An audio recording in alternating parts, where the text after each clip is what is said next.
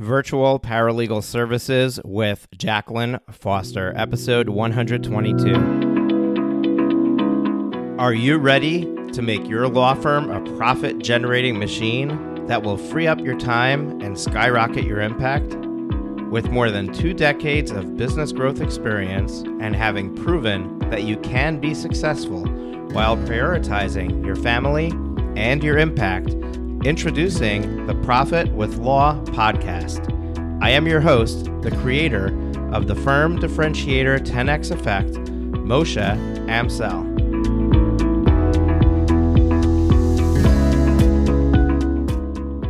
Well, hello and welcome to another great guest interview here on the Profit with Law podcast. I'm joined today with Jaclyn Foster. Jaclyn Foster is the owner and founder of Jaclyn Foster Paralegal Services out in Wisconsin. I hope I got that right. In Wisconsin. And I want to give Jaclyn some props here. So Jaclyn, I guess, was a subscriber to the show, listening to the show, and reached out to me on LinkedIn. And folks, I want you to take note of what she does in this initial message to me. Good afternoon, Mr. Rosenblum Amsel. And by the way, Moshe is just fine for the future. So if anybody else wants to message me, just Moshe is all you got to do. Hey, Moshe, what's up? For a brief introduction, my name is Jaclyn Foster, owner of Jaclyn Foster Paralegal Services, and I provide senior-level freelance paralegal services specifically to small law firms and solo practitioners across the nation. I have been following your podcast for a while as it helps me to connect with the various elements of running a successful law firm. I frequently recommend your podcast to my attorney clients. I'm contacting you today because I think I could provide great value to your target audience of your podcast by discussing how utilizing a freelance paralegal helps to grow small and solo firms while saving up to $23,805 per year, very specific number there.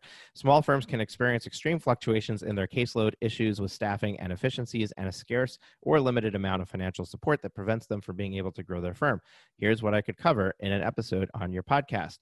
How to know when a freelance paralegal is right for your firm, how much money firms will save by utilizing a freelance paralegal, long-term and short-term ways you can utilize and benefit from freelance paralegals, and what to look for in a freelance paralegal, the technology and confidentiality concerns. Here's a link to my website if you would like to read more about my approach to freelance paralegal work and how I find them to be a huge solution for small and solo law firms, www.jf-paralegalservices.com. Thank you for your time and consideration. Sincerely, Jaclyn Foster. Now, the reason that I read this to you is because I want you to take note. I'm not trying to put myself on a pedestal and say, hey, if you want to be on the show, send me a message like this. That's not the point. The point is that I am here to help you figure out how to grow your law firm. And one of the ways that you can do that is by increasing your exposure to the media, by your increasing up the platform that you're on. And one of the things that I think you should do is I think that you should try to get spots on your local radio show, local TV show, on podcasts. If you serve a specific niche or industry, try to get onto shows that are specific to that niche or industry. Get blog opportunities to do guest blogging if writing is your thing. That's a huge way of growing your presence, having people find you and follow you and pay attention to you. And this is how you pitch somebody on how to get onto their show. Notice what she did. So first of all, she gave me a lot of detail about who she is, what she does, and what value she can bring to the show, including specific questions that I can ask her or discuss on the show. The other thing that she did is she let me know that she's a listener of the show and that she frequently recommends the podcast to attorney clients, which means that she is already doing me a favor before she's even coming to me with the ask, and I didn't even know it. And I think that that's really important. What would have been even better is if she had selected a specific episode and said, hey, I listened to this, this particular topic you talked about or this particular interview, and I really resonated with this thing that you said. And I'm not here to critique you, Jaclyn, but if you guys are doing this, really understand that there's a human being on the other side of that message. There's somebody that you're talking to, and people like to be recognized. They like to be, they like to know that somebody paid attention to them. They like to, we all have egos, and if you stroke that ego, you get their attention. And that's how you pitch somebody. So Jaclyn, well done. You're here on the show. Thank and I'm you. doing an interview with you. So welcome to the Profit with Law podcast. Thank you. I'm really happy to be here, Moshe, and I will start calling you Moshe from now on and not be so formal. Awesome. I really appreciate that. So what I like to do with my guests, you already know this, is let's learn a little bit about you. So how did Jaclyn Foster become a top-notch paralegal and then decide to venture into this space of providing this as a freelance service to others? Sure. So I started my paralegal career back when I was 18 years old, and I went to school and started getting internships with some small general practice firms. I interned for a public defender who to this day is still a mentor of mine. And from there, I just continued to work, go to school, and eventually I moved to the big city and was noticing the difference in pay scales on working for a regional firm or a big firm versus a small firm. But I ended up going to college and I continued to work for small firms in the capacity of doing side freelancing work, helping on their bigger cases, doing some side research projects, things of that nature. Once I was done with college, I went back to the small firm setting in a rural, but at the time I thought was a very rural area. It was my hometown in about 2 hours south of the Canadian border in Minnesota, called the Iron Range.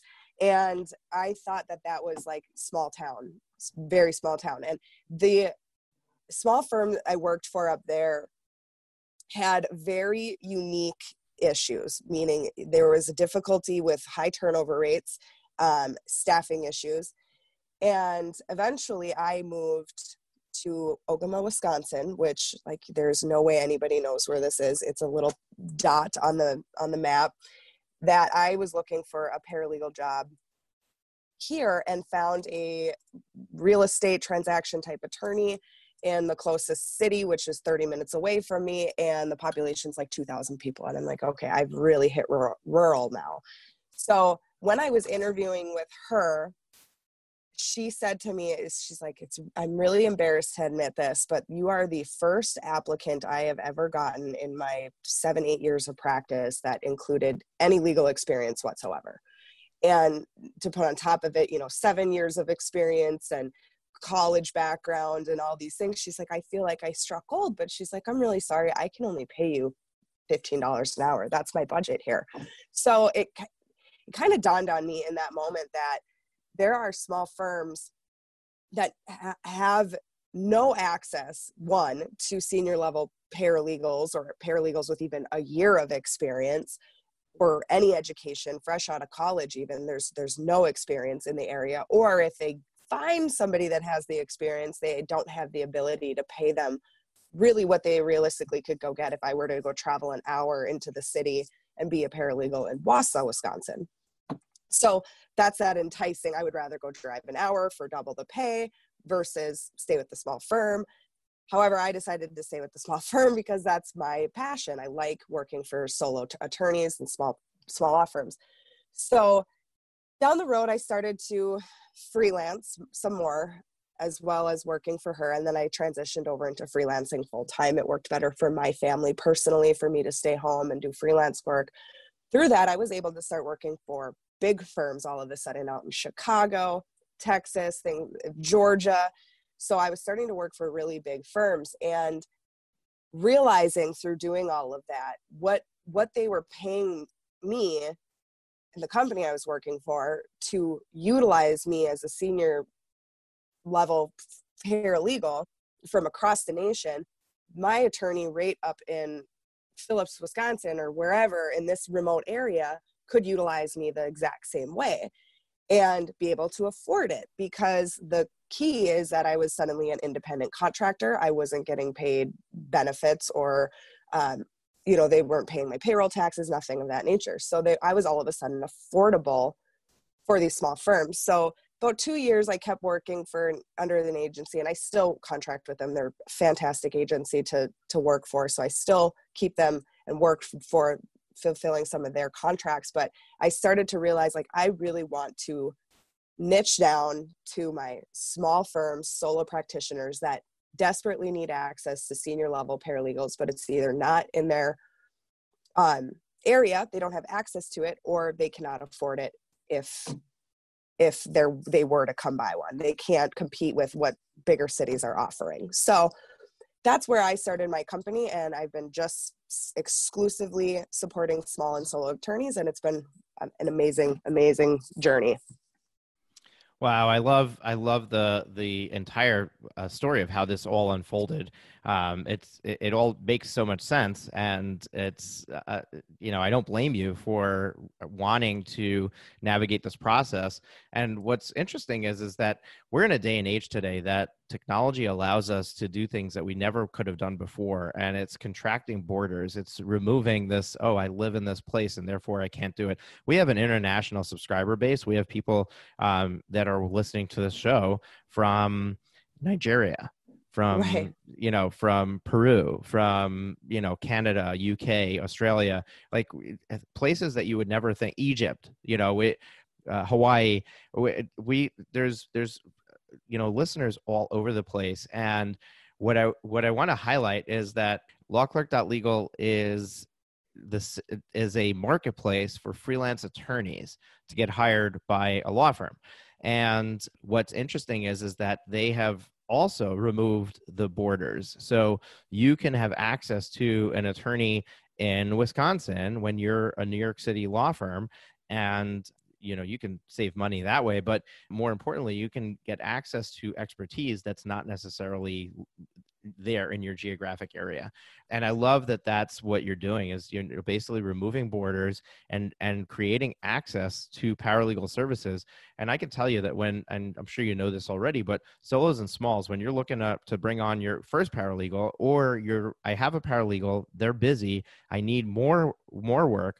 But whenever we go to hire somebody, we either wait too long where there's so much work that we just are drowning, or we're early enough that we have this concern that if we bring somebody on, they're not going to be busy enough, that we're just not going to be able, we're going to be carrying their salary for a period of time.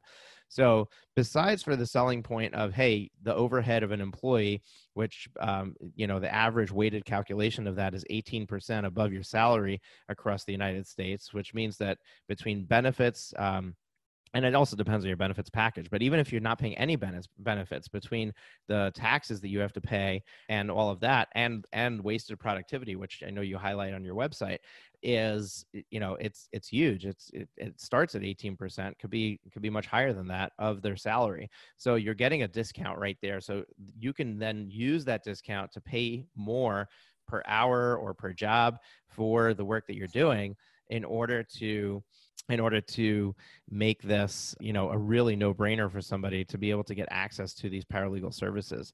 So somebody who's looking to, hey, I need a little bit more help, having somebody that you can just plug in for just the help that you need and nothing more is huge. And it's more than the overhead of what an employee costs, that helps them with that. So let me ask you this: how first of all, how do you price your services? Is it by the hour? Is it by the project? Like what? How exactly does that work? I personally charge by the hour, and we bill to the minute. But then I have levels that I go up. So you do like a 5-hour commitment a week and you get a discount. And then you can go up into like a flat fee agreement, which comes with an even bigger, where you're actually starting to take on salary type employee, just having them remote as an independent contractor. And so I have those 3 levels, and it just depends on what the attorney needs. And that's what I find is the silver lining of the entire concept of outsourcing work and using a company for your paralegal work, is that it's all in your control at this point. So I have a client that, she during COVID had to lay somebody off, and once she was ready to bring them back, they were gone. They were snatched up. So the way I structure my services and how I pay for it is that you have the ability to pull back and go forward however you want, and we'll still be there. So I do charge hourly, but I offer those different types of levels based on the need. Got it. So when somebody needs paralegal services, how do they navigate the interaction with their systems and bringing somebody like you on? Everybody uses different practice management software, or maybe they don't have practice management software. They have different ways of doing things. If this is their first time hiring somebody, they probably don't even have any sort of systems and processes in place on how to navigate that work. What does that look like for you? What kind of education do you have to provide to your clients when they first come on board, if it's the first time they're using somebody to help with their law firm? Sure. So one of the biggest things that I position myself when clients ask me that question, like, well, how do I even work with you? Do I have to change my systems? Is no, we integrate to the client. And that's, I think, really important for any attorney looking to hire a freelance paralegal, is that make sure that they're not going to make you transition all of your stuff to them, because what's the point? What if the relationship doesn't work out? Now you got to transfer it all back over. So the level of education, I have worked in 6 different, I've worked Clio, Practice Panther, Rocket Matter, My Case, different project management softwares that aren't even law related.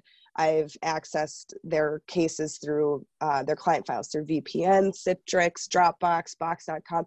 So the point is that we're familiar with a lot of the tech side behind it that we will integrate to you specifically on how you run your practice. If the chance, and I've had clients this way, don't have anything set up into remote access, meaning they have everything just saved on their desktop and there's no other way to access their files but through the desktop. I have assisted clients with using a tech company to get me access into their computer, and then I will file from there into a Dropbox or whatever works best for them, or I can just continue to remote in through, it's a very cool program called Citrix, where you just log in, and as long as there's a computer at your office that has the Citrix app open, I am now in your desktop and I can access everything. So it just depends on comfort levels. I've also had attorneys that only want to use for maybe one big project, and they're not ready to say, okay, I need you 5 hours a week going forward. I just need your help on this really specific big case of mine, that they just send me the files that I need access to through Google Drive, or just basically emailing it to me. So it just depends. I think that the tech side, and to be honest, when I started freelancing 2 years ago with the company I work for, I was a little overwhelmed. Like, how can this even be possible? How can I work for a firm across the nation efficiently when you think about being in firm and all the ways you have to access the paper file, the electronic file? That I was a little overwhelmed at first too, but then once you get familiarized with the tech side, it's so seamless. It's not even the issue. As long as you have like the freelance paralegal on your side that understands those systems and is willing to integrate into you, not the other way around. Okay, great. So what can somebody expect to pay for freelance paralegal services? That's a very, very loaded question because it depends. I just found out that one of my clients just switched over to me, that she was paying $125 an hour for a paralegal, which is just insane to me. I think that's insanely high, because while I understand freelance paralegals are in turn saving the firm money by they're only utilizing you for productive hours. They're not utilizing you to sit and go get a cup of coffee and twiddle your thumbs or have a client walk in and interrupt you for an hour and pull you away from your work. They're only paying for the hours that you're coming in. And they're not paying the taxes, the training costs, office space, equipment, but they still need to have some sort of return on their side for that hour that they're paying you for. Otherwise, it's only an expense. It's not an investment at that point. So I personally set up my system without going too much into sales pitching, but my pay is about a third of what the attorney could then charge the client for that paralegal service hour. So, so anywhere, and I've seen paralegals that charge $15 an hour, which is kind of concerning, because after they factor in self-employment taxes and things of that nature, they're really not making anything. So you kind of have to watch that perfect price point where it's not too high and not too low. I'm kind of right in the middle, right in the middle. Got it. All right. So somebody is considering doing this. They're like, okay, I need to hire a freelance paralegal, or I need to hire a paralegal, and the freelance paralegal is the first time they're hearing about this on this podcast, and they're thinking, oh, this is a great idea. I'm going to do a freelance paralegal. What does it look like when the work for that paralegal becomes more and more to eventually to the point where it's, okay, now it makes sense for me to bring somebody on full time? If they're using a paralegal from your team, is there the possibility of that person becoming a full-time employee of that firm, or do they have to then start searching for a paralegal from there? Well, I mean, they could have from my company, a full-time paralegal that would assist them, but they would continue to stay remote. Because, I mean, unless there was that rare chance that my senior paralegal is like up the street from where your firm actually is, which would be totally fine too. But how I usually recommend it is, a lot of the times when they feel they need an in-house paralegal, it's not that they need help with the actual paralegal work, it's that they're needing help with like the receptionist work, the filing, the scanning in documents, the mailers. So usually at that point when they say, hey, I need somebody full-time in office, I say, well, why don't you look for an intern to help you with the scanning, filing, mailing, things that are very simple secretarial type work. And then we'll just continue to support you on your paralegal work as it goes, because I think that firms get an influx of cases, which is great. But there's always going to be that moment of lull in any case where all of a sudden 1 week, okay, we got everything waiting in the discovery period. It's just hanging out there. So instead of keeping that person on full time with a freelance paralegal, you can kind of say, okay, well, I just need you to chill out for 2 weeks, and then I'm going to pull you back once these cases ramp up again. So that's why I always say, if you're interested in having somebody full-time in office to help you with those secretarial tasks, do that at a very cheap rate, at whatever, a college intern, whatever you can find that can handle those types of things, and then utilize senior freelance paralegals on your demand when you need it. So you're never, ever wasting any money having them sit there and wait.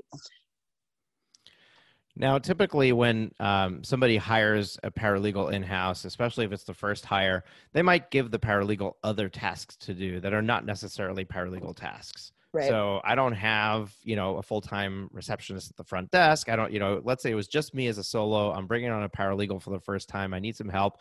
So if I hired a paralegal, I'd be justifying, okay, they're not going to be, 40 hours a week doing paralegal work, but I could have them answer the phone. I could have them make copies, place the office supply orders, things like that, and really justify their being here by having them take a bunch of these mundane tasks off of my hands. When I go to a freelance paralegal, that's not necessarily what you do. So how do you navigate that? Are there tasks that you just say, hey, this is not paralegal work, we don't do this? Or do you look to be the insert into that firm to support them in whatever way they need? Yep. So any way they need, we do both paralegal tasks and administrative tasks at interchangeable rates. So I'm glad you said that, because that's kind of my belief system, and that where firms are really wasting a lot of money is that they do have, especially small and solo practices, because they only have one employee that handles everything. They handle their case management, they handle their legal secretary work, and they handle their paralegal work. So you're still paying that person a paralegal rate for handling. You're not saying when they're in-house and they're a W-2 employee, you're not telling them, okay, I'm only going to pay you $13 an hour when you're answering phones, and then I'll pay you $20 an hour when you're handling paralegal work. You don't get to fluctuate those rates like that. Whatever you hire them for, you hire them for. So a lot of firms say, okay, well, I can't really afford to pay a paralegal salary when they're going to be doing 50% of the receptionist. So I'm going to opt into paying somebody that doesn't have a lot of experience at the receptionist and try to train them into paralegal tasks. So they do it the flip. They say, I'm going to hire the bank teller that's ready to come into the law firm. I'm going to train them myself, make them how I want them. But what ends up happening is that eventually let me back up. There is a lot of paralegals, such as myself, that would prefer to work for small and solo firms than go to the big corporate office setting, regardless of the pay increase. But at the end of the day, if your paralegal gets to that point where they have 5-7 years of experience, now they're candidates for $80,000 a year jobs in the big city, it's more enticing. So that's where law firms are losing those people. And I worked for a firm that he literally went through like 9 paralegals in the matter of 3 years. I mean, it was just insane turnover because they just kept moving off into something different and better. So that's where my company, so we are senior level paralegals at our core. That's what we do. But we also know how to e-file. We know how to do file management, document management. We know how to do Bates numbering for discovery. We know how to do all those secretarial tasks and administrative tasks, but you're still getting a senior level paralegal doing those tasks, but at a administrative rate. So that's where I fluctuate between the two. We handle both big paralegal legal research work, and then we handle the administrative tasks at a lower rate, but you're still having access to that same person with that great amount of experience without the risk of losing them to something better. And I'm assuming that when somebody engages your services, that they can turn around and bill the clients for the time that you're working, just Right. like they would an in-house paralegal. So, if you turn around and send them a bill for 4 hours on this particular matter, they could turn around and bill 4 hours of paralegal services to their client on that matter as well, at Yep. the going rate of a paralegal, and whatever they would charge for a paralegal in their area. Right. So it sounds like really this is a no risk option for a law firm owner to consider, because if you're passing the cost of the paralegal onto your client, you have no overhead other than the actual hours spent, and you're billing those hours out. The only risk is if your client doesn't pay. So you got to make sure that you've got your retainers set up right. Or if you're doing flat fee services, flat fee billing to your clients, and you've grossly underestimated the amount of time that's going to be required. But that's where a paralegal can really come in and help, right? Because if it's Right. just you as the attorney and you're grossly underestimating how much time you're going to spend on something, then you're getting paid very little. But if you're paying a paralegal very little to do a lot of that, then it frees you up to do the work on another client and really flip the script on what that looks like financially. Right. Yeah. And that's exactly it, is that we are the only expenses that hourly that you can then turn in and get back from your client at 3 times the rate. That's where I always do that 3 times. So whatever I make, you're going to make 2 times more. So I do a third of what I expect a smaller solo firm to bill a client for paralegal work, or what my experience is in that. Awesome. So Jaclyn, I'm going to put you on the spot. Okay. What Ready. is your vision of Jaclyn Foster Paralegal Services? Like what is the long-term game plan for you as far as your growth and what you want to serve? I mean, are you looking to change the landscape of the legal landscape and have a nationwide paralegal services agency that everybody is using, or are you keeping it small and selecting your clients carefully? What's the game plan for you? So I am trying to maintain my vision that I started with, and my passion is in the small and solo firms. So as far as how big we grow with how many small and solo firms I get, that's the sky is the limit, and I would love to see us grow. I am learning that I have to trust giving up. I had a hard time as a paralegal myself in firm when I had to delegate tasks, because I've always been the type, it's not, if I don't do it myself, I need to do it myself and maintain quality control on the work. But to have my senior paralegals that I connect with, they are desperately seeking a change in their career. They've been in their career 15, 30 years. They might have children that are growing up and they're wanting to spend more time, take more family vacations, or they might just be ready for a change. They're sick of the 9 to 5. They want to feel like their own boss. And I want to connect those amazing senior level paralegals with these small and solo firms and help them grow. So I would love to see us continue to grow and make more matches that way, of perfect senior paralegal with the perfect client, and they're just a match and they grow, together. So I would like to see my company grow and reach the masses of solo and small firms, but I don't want to ever sell out and go into the regional and nationwide firms, not because I don't have respect for them, but that I see a lot of times small firms trying to compete, and I want to be the solution for them specifically, and not give the nationwide firms that have all the money to spend on, marketing and all these things, that I'm reserved for these specific firms. Have you considered creating a marketplace that matches firms to a paralegal, as opposed to getting clients and serving them by staffing up your own paralegal workforce? I haven't, and I mean that could possibly be a great method too. But there's a part of me that I love. I love being a paralegal. I love the legal work. I love working for attorneys. So I that's why I've created my company where I can continue to do that for my own career and my own passions. And I find the senior freelance paralegals that I have, they're the same as me. They have this like drive to work, and they want the challenging cases. They can't just keep doing, I mean, they'll absolutely take the snooze cases as well, but they want to keep being challenged in their career. So that's where it's been more fun and more fulfilling for, I think, both me and my client to have a team for them, rather than here's a database software, you can find somebody and get matched with them. You're creating a long-term relationship with my company on your terms. So it's not on the person's terms. My company is here, but you get to be the driver and how we support you. So that's where I don't want them to feel like, okay, I'm just hiring an employee. I don't want them to feel like they are hiring an employee across the nation. I want them to feel like they are gathering and getting access to an incredible team that's going to help propel their career into the wherever they see it going. Yeah, absolutely. I love it. And I love that you're very clear on what it is that you want. And, there's no question that you're passionate about this, and that you enjoy doing what you do. I think that's, at the end of the day, that's what somebody wants and is looking for, is how do I know if this is, somebody who's going to be the right fit for me?